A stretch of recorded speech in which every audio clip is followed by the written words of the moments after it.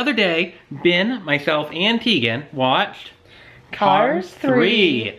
And I have had a lot I wanted to say about this. It's been bottled up in me for a couple of days. Ben has heard it a few times.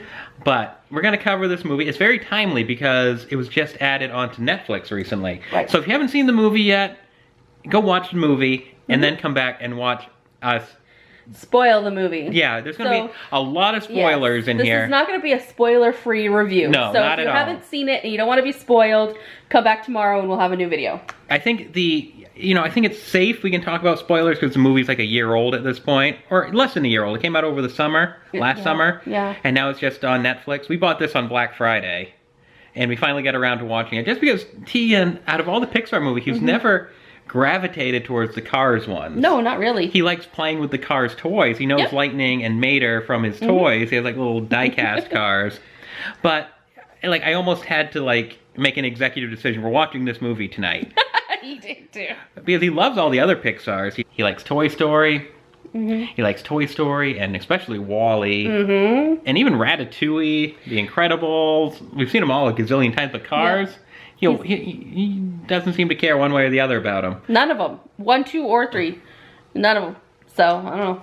I mean, and Cars, we aren't like super fans, but they're fine. Yeah. So anyway, basically, Cars 1 is Lightning McQueen. He's like the young hotshot who's kind of like learns his places by the old timer, Doc Hudson. I had to think of his name for a second. Second Cars was just a silly... Mater. Yeah, it was like... It's all about Mater. James Bond Mater. Yeah, I love it. And 3 is like the coming of age of Lightning McQueen. So in the trailer, you see Lightning McQueen get into this epic crash. And you think watching that trailer, like, oh my gosh, is Lightning gonna make it? It's like the whole... I thought, is this movie gonna be like Lightning's like road to recovery? Like he's determined, like for one last race after that big crash. But after that big crash that you saw in the trailer, there's just like words on the screen 4 months later. It didn't seem to faze Lightning at all. He just was, I guess he was just moping around. Well, it fazed him emotionally. Yeah, I was gonna say he was just moping around the garage for 4 months. So that led me to wonder, do cars in the car universe, do they feel pain at all? You would think he'd be in like months of painful like rehabilitation. And also, you know, at the end of the movie, Cruz Ramirez is like, she's like neck and neck with the mean race car. The mean race car like shoves her off to the side and her side is like rubbing against the concrete and she's going like over 100 miles per hour. So it's like, and then you see her like taking pictures at the end after, spoiler alert, she may or may not have won the race. And you can see like all the paint has been like, ripped right off her body. And you would think if this is a living, breathing car, you'd be like, ah! Can you imagine rubbing your face against a concrete wall at 100 miles per hour? Well, my face is not made out of metal. But no, I wouldn't. So you don't think the car... I would think... No, because I think that it's the same as with the toys. In Toy Story? In Toy Story. I mean, Buzz Lightyear's arm gets ripped right off. He doesn't seem to faze him other than him going into depression mode because he finds out he's a toy. But that takes some of the drama out of cars. You would think, like, you get in a big car crash like that, you think, you know what I'm saying. I understand what you're saying, but I'm just saying that obviously they don't feel pain. I mean... We didn't realize Nathan Fillion was in this movie. No! AKA Castle. I recognized his voice right away. Well, I guess he has... Well, it's not like he changes his voice for these movies. He's always him. Previously in Monsters University, he was Johnny Worthington of Roar Omega Roar. Yes. And here, I've already forgotten the character's name. He's like the CEO I don't remember of his name either. some big shot company that buys out Rust-eze, which is Lightning's sponsor. Right, and he kind of leads himself, like he makes Lightning think that he's this huge fan. And he may be, we don't know. He could still be a fan. It sounded like he was a big fan. Yeah, like, I mean, I don't think he was lying about that, but, you know. But anyway, he has this big fancy thing where all these race cars come to train, and Lightning wants to get back in the game. So they have like these virtual reality things and whatnot. Yeah, and that's where he meets Cruz Ramirez, who is his trainer. And, you know, they don't get along at first because she's like a young kid. Treating him like he's old. Okay, we're not going to go through the entire movie. No. But if you've seen the movie, there are two more things, that I wanted to talk about. Okay. Okay, number one, and I want to get this straight out here. We liked the movie. It was fine. It wasn't like the greatest Pixar thing ever made, but it was perfectly watchable. Okay. What I was going to get to is it is frustrating how long Lightning takes to come to the realization that he is, he's getting older. He's going to be transitioning into the role of mentor, what Doc Hudson was to him. It's painfully obvious through this entire movie. It's like, okay, now Lightning's going to come around.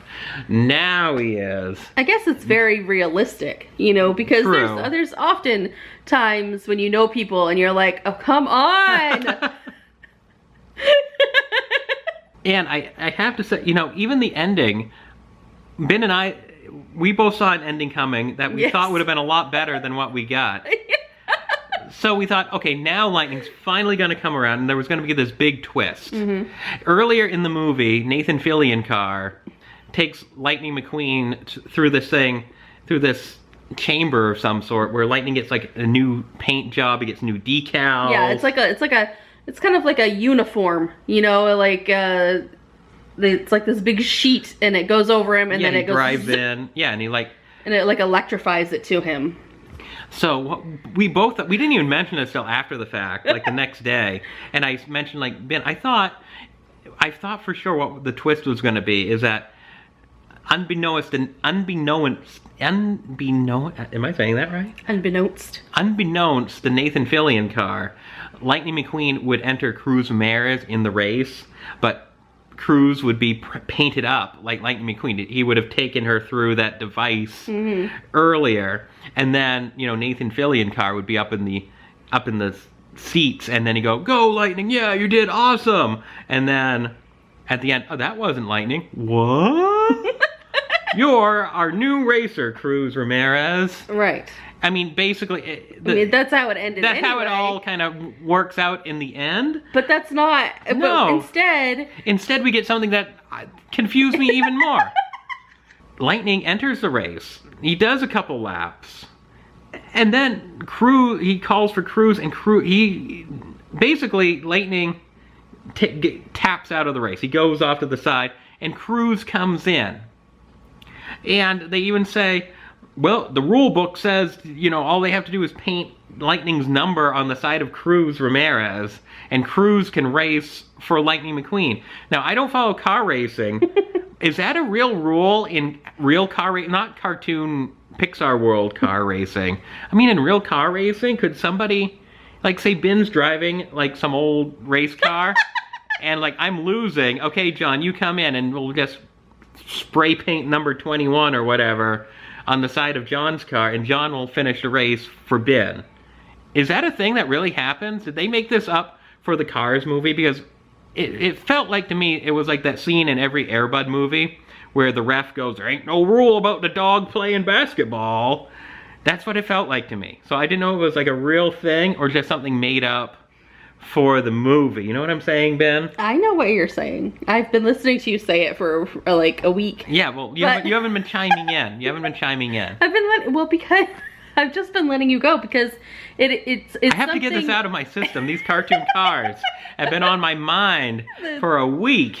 They have. But it's something that I do agree with. I would have thought it would have been a better twist to have, or at least even if Lightning started the race as Lightning, and then he comes to this realization very slowly. What am I doing? I'm supposed to be... Cruz should be racing. I thought that it would have been a better twist for them to still put Cruz in that thing and get fully painted. Or I thought that, what's his name? Ramirez? No, not Cruz Ramirez. No. Oh, I know the guy. The one from Romeo or whatever. No, the one from Route 66. Yeah. Anyway, he's the one. I just had the name on the tip of my tongue. Ramon, right? Ramon. Okay. I said Romeo. I was close. So anyway, or have him paint her completely red at least. So that she would at least be semi-close to Lightning, not bright yellow with a 95 painted on her side.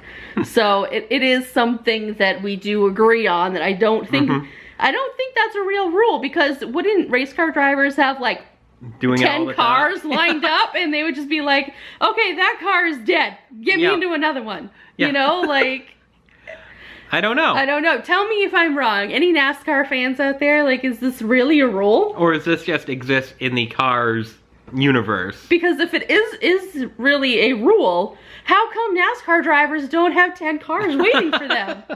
So anyway, at the end of the movie, Lightning finally steps into the mentor shoes. He even gets a paint job in honor of the... Oh, by the way, did we even mention that Doc Hudson is apparently deceased?